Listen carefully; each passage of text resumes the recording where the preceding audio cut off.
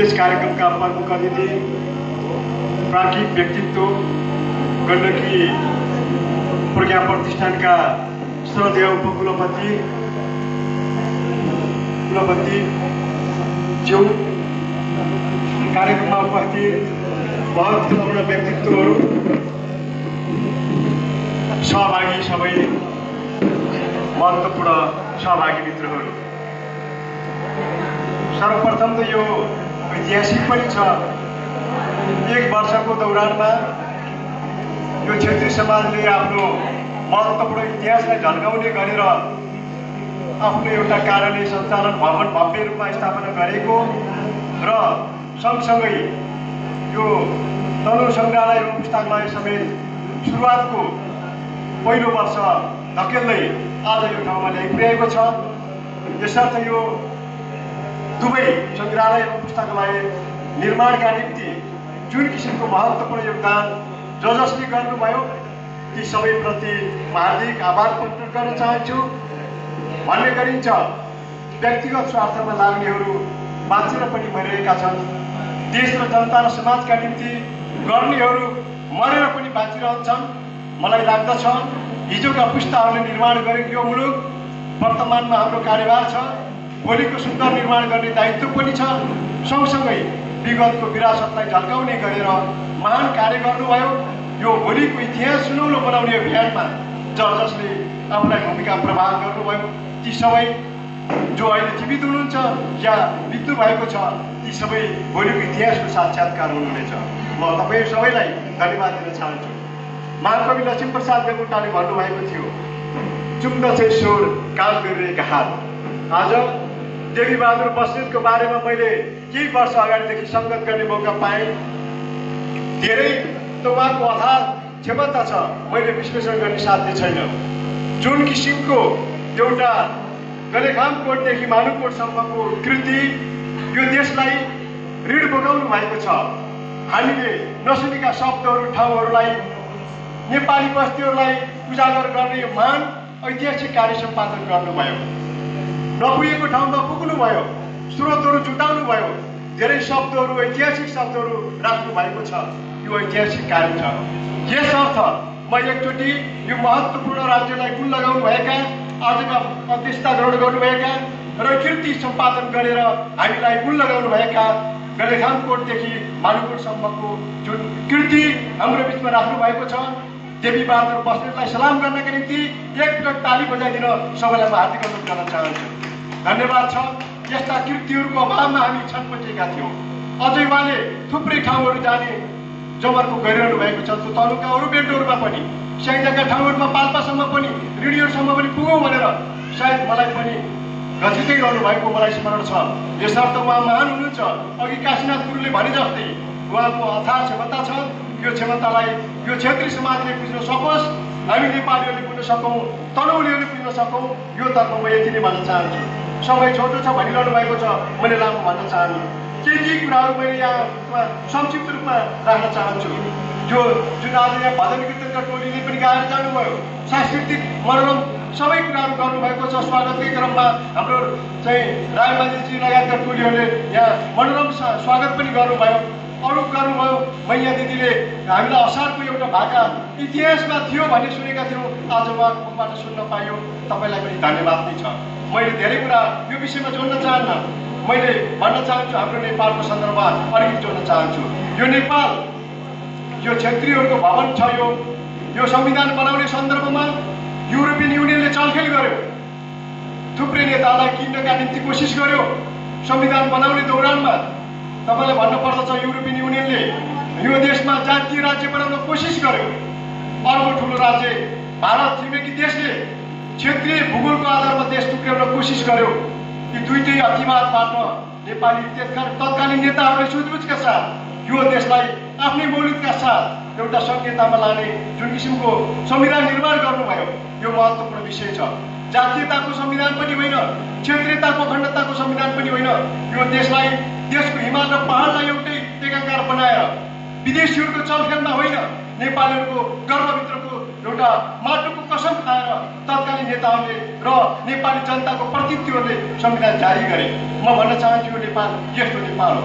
यो नेपाल संसारको सबभन्दा ठुलो उचाइमा रहेको हिमाल सगरमाथाको देश हो। यति मात्र होइन, यो देश गौतम बुद्धको देश हो, जानकी सीताको देश हो, दशरथ राजाले राज्य गरेको देश हो, भारतलाई पनि डोमिनेट गरेको देश हो। यो देश कहिल्यै उपनिवेश बसेन, कहिले उपनिवेश रहन सकेन, परेन। अमेरिका उपनिवेशमा रहन पर्यो, भारत उपनिवेशमा रहनु पर्यो, चाइना पर्यो, जापान पर्यो, संसारका ठुला ठुला देशहरू उपनिवेशमा रहे, तर नेपाल कहिले उपनिवेशमा रहेन। म सलाम गर्न चाहन्छु अग्रज विस्तारलाई, यो देशका निर्माणकर्ताहरूलाई। भन्ने गरिन्छ ती मान्छेहरूलाई कहिलेकाहीँ कुनै कुनै कोणबाट राष्ट्र निर्माण गर्नेहरूलाई पनि आघात पुग्ने गरेर व्याख्या गर्ने कामहरू गरिएको छ। यो ठिक छ, यद्यपि जसले निर्माण गर्यो स्वाधीनताको पक्षमा यो देशलाई एउटा महान ढङ्गबाट अगाडि बढाउनका निम्ति नेपाललाई कहिल्यै पनि कसैको अधीनस्थ नराख्ने गरेर अगाडि बढाउन जो जसले पुर्खाहरूले योगदान गरे, जुन शाह वंशीय कालमा किन नहोस् थुप्रै योद्धाले जीवन उत्सर्ग गर्नुभयो, तिनीहरूलाई पनि म सम्झाउन चाहन्छु। मैले जोड्न खोजेको कुरा के भने यो नेपाल त्यस्तो नेपाल हो। तर आज यो देश कस्तो देश बनेको छ? हिजो ब्रिटिसको उपनिवेश भएको चाइना, हिजो ब्रिटिसको उपनिवेश भएको भारत, आज चाइना संसारको शक्तिशाली देश, पहिलो शक्तिशाली देशको अगाडि लम्कँदैछ। भारत तेस्रो शक्तिशाली देश बन्दैछ। तर कहिल्यै उपनिवेश नभएको हाम्रो नेपाल आज कुन ठाउँमा पुग्दैछ? हामीलाई गम्भीर चिन्ताको विषय छ।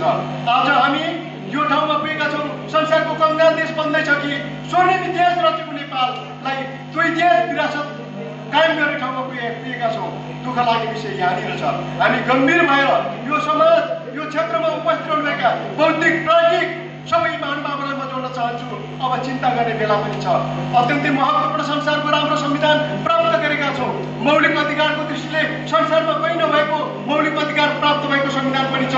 तर देश राज्यको एउटा राजनीतिक क्रान्ति भयो, आर्थिक क्रान्ति सम्पन्न भएको छैन र आज देश थप कङ्गाल बन्ने परिस्थितिबाट गुज्रदैछ।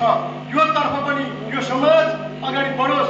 आजको यो प्रमुख अतिथिज्यूलाई म यो प्रवाह गर्न चाहन्छु कि आज यो देश हिजोको विरासतलाई अझ नमुना देश बनाउनु पर्यो। हिमाल पहाड तराईमा जुन बिउ छर्के पनि, नजतिकिन छर्के पनि उम्रन सक्ने हावापानी छ, प्रचुर हावापानीको सम्भावना छ, अनेक खानीहरूको सम्भावना छ, जलस्रोतको क्रान्ति गर्ने सम्भावना छ, औद्योगिक क्रान्ति गर्ने सक्ने सम्भावना छ, जडीबुटीको सेन्टर बनाउन सक्ने सम्भावनाहरू यो नेपालमा छ। थुप्रै जलस्रोतको क्रान्ति गरेर दक्षिण एसियालाई बनाउन सक्ने, आर्थिक सम्पन्न देश बनाउन सक्ने हाम्रो आधार छ।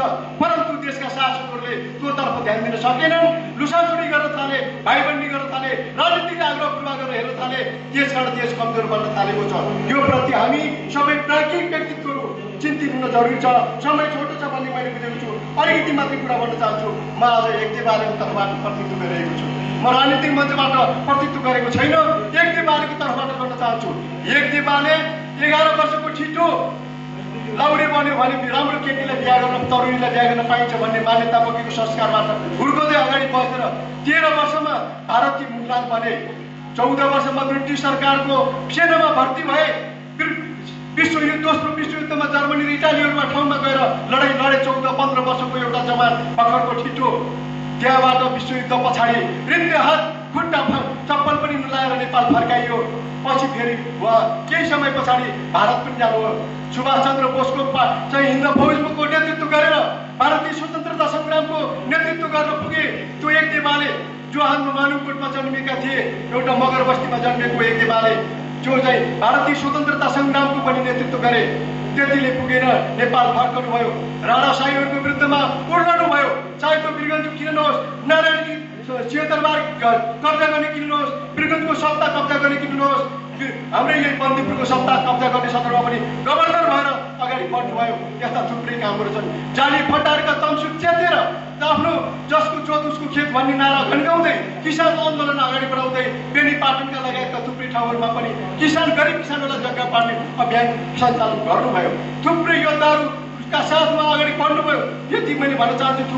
उहाँका थुप्रै फेरिस्टहरू यो समय छैन, मैले धेरै भन्न चाहन्न। अत्यन्त ऐतिहासिक विरासत बोकेको महान योद्धा हो, जसलाई पाल्पा जेल ब्रेक गर्नुभयो। 9 गिरोहहरू आज एकै ठाउँमा जम्मा हुन्छन् र आज हामी सिद्धिन्छौँ भनेर पाल्पाको जेलमा त्यहाँका जेलरहरूसहित, त्यहाँका अधिकृतहरूसहित बसेर रमाइरहेको बेलामा जेल विद्रोह गर्नुभयो र त्यहाँका सबै कैदीहरूलाई जेल ब्रेक गरेर बाहिर निस्कनु भयो। त्यस्तो महान क्रान्तिकारी हुनुहुन्थ्यो। उहाँ दिल्ली पुग्नुभयो, पुष्पलालसँग सामिप्यता गर्नुभयो। यद्यपि उहाँ भारतमा रहेर 2002 मा एउटा क्यान्सर रोगले पीडित भएको अवस्थामा दरगाह अस्पतालमा उहाँले भन्नुभएको थियो, डाक्टर साहेब मलाई बचाइदिनुहोस्, म मेरै देशको सामन्तसँग लड्न चाहन्छु र उसकै हातबाट मर्न चाहन्छु। यस्तो राष्ट्रवादी चिन्तन बोकेको त्यो विश्वयुद्धकोदेखि भारतीय स्वतन्त्रता सङ्ग्राम र राणाशाहीको विरुद्धमा र प्रजातन्त्रका निम्ति राष्ट्रवादका निम्ति अथक लडाइँ लडेको योद्धा एकदेवालीको सम्मानमा स्मृतिमा हामीले एक दमौलीको व्यासपीठमा एकदेवाली स्मृति प्रतिष्ठान केन्द्रीय कार्यालय र त्यसले भव्य पुस्तकालयको समेत व्यवस्थापन गरेको छ। आजका प्रमुख स्थलतीय प्रमुख अतिथिज्यूलाई म निवेदन गर्न चाहन्छु, तपाईँको फिर्ती सवारीमा नजर होस्। 10,000 भन्दा कीर्तिका पुस्तकहरू त्यो पुस्तकालयमा छन्। ऐतिहासिक तरुको नमुना योग्य पुस्तकालय हामीले बनाएका छौँ। थुप्रै व्यक्तिहरू, विभिन्न चिन्तन बोकेका राजनीतिक पार्टी, विभिन्न पार्टीका मान्छेहरू, विभिन्न बौद्धिक व्यक्तिहरू, विभिन्न क्याम्पसका विद्यार्थी र प्राध्यापक सरहरू पनि त्यहाँ गएर अध्ययन गर्ने मौका हामीले प्राप्त गरेका छौँ। सबैलाई आग्रह गर्न चाहन्छु, निवेदन गर्न चाहन्छु, त्यो पुस्तकालयमा एकपटक नजर होस्। तपाईँहरूका हरेक किसिमका पुस्तकहरू, नेपालमा प्रकाशित भएका अधिकांश कृतिहरू हामीले त्यहाँ राखेका छौँ। म जोड्न चाहन्छु, आज त्यो पुस्तकालय पनि हामी सबै बित्ता गरेर भाइचाराको हिसाबले यहाँको पुस्तकालय र त्यो पुस्तकालयलाई पनि हामी जोड्दै एकाकार भएर हामीले एक आपसमा भाइचाराको नीतिका साथ यो अध्ययन अवलम्बन गर्दै अगाडि बढ्न सकौँ। मैले आज यो दिन असार 14 गते यो देशमा एउटा सिद्धान्तकारको जन्म भएको थियो। यो देशमा सबभन्दा लोकप्रिय नेपाली जनताको प्यारो र संसार थर्काउने, संसारलाई एउटा नीति र विचार दिने मदन भण्डारीको जन्मदिन पनि हो। म मदन भण्डारीलाई सम्झाउन चाहन्छु, सिद्धान्त जीवनका निम्ति हो, जीवनका निम्ति सिद्धान्त भन्ने हिसाबले उहाँले व्याख्या गर्नुभएको थियो। म मदन भण्डारीलाई पनि यो मन्दिरबाट भावपूर्ण श्रद्धाञ्जली अर्पण गर्न चाहन्छु र उहाँले देखाएको बाटो आज ध्वंस होइन, बन्दुकको नालबाट सत्ता कब्जा गर्छु भन्नेहरूलाई पनि ब्यालेटबाट जनताको मन जितेर सत्तामा पुग्न सकिन्छ भन्ने कुराको प्रमाण देखाइदिनु भएको छ। त्यसकारण म मदन भण्डारीलाई पनि सम्झाउन चाहन्छु र फेरि पनि भन्न चाहन्छु, क्षेत्र प्रताप अधिकारीले लेख्नु भएको एउटा कविता मैले सम्झाउन चाहन्छु। को फुल छ र झरेपछि फुल मरेपछि बाँच्ने। म भन्न चाहन्छु यो सभालाई सम्पूर्ण सम्मानित व्यक्तित्वलाई सम्मान व्यक्त गर्न चाहन्छु। उपस्थित व्यक्तित्वलाई एकदम महत्त्वका साथ निवेदन गर्न चाहन्छु, हामी मर्न सक्छौँ, बाँचिरहने कल्पनाका साथ सपना देख्नु पर्यो। आज देवी बहादुर बस्नेतले कृति छोडेर उहाँको भौतिक शरण भोलिका 100 वर्ष पछाडि नहुन सक्छ। यो कृति अजम्बरी छ। यस्तै अजम्बरी कृति राख्नका निम्ति सबैलाई प्रेरणाको स्रोत बनोस्। यो यो यो चाहिँ सङ्घ पुस्तकालयको सफलताको शुभकामना दिन चाहन्छु र यस कृतिका निम्ति एउटा एकदेवालीको अध्यक्षको हिसाबले मात्रै नभएर एउटा सशक्त नागरिकको हिसाबले पनि मेरो आफ्नो भूमिका प्रवाह गर्नका निम्ति प्रतिबद्धता प्रकट गर्दै यो ऐतिहासिक कार्यक्रममा हामीलाई निम्तो दिएर जुन किसिमको एकदेवाली प्रतिष्ठानलाई समेत शुभकामना दिने मौका दिनुभएकोमा अध्यक्षज्यूको विशेष निवेदन र आग्रहमा हामी अरूका कार्यक्रम दर्जनौं कार्यक्रम छोडेर यहाँ आइरहेको छु। यो निवेदन गर्दै यो यसको अत्यन्त ऐतिहासिक कार्यक्रम छ। यसको दूरगामी भविष्य भोलिको परिणामले देखाउनेछ। यो सुन्दर भविष्य निर्माण गर्नका निम्ति राष्ट्रिय एकताको भावनालाई अगाडि बढाउँदै राजनीतिक आग्रह पूर्वाग्रह छोडौँ, समृद्धिको दिशातर्फ नेपाललाई अगाडि बढाउन सबै एकाकार भएर लागौँ। यो मुलुक राजनीतिक आग्रह पूर्वाग्रहले कमजोर बन्दैछ। समृद्धिको दिशातर्फ पर्यटनको क्रान्ति, कृषिको क्रान्ति, औद्योगिक क्रान्ति गरेर समृद्धिको आधार बनाउँदै समाजवादतर्फ अगाडि बढाउन सक्यौँ भने हामी सबैको भलो हुनेछ। यहीतर्फ सबैको ध्यान आकर्षण गर्न चाहन्छु र यो कार्यक्रमको भव्य सफलताको शुभकामना चाहिँ मेरो भनाइलाई अन्त्य गर्न चाहन्छु। धन्यवाद, नमस्कार।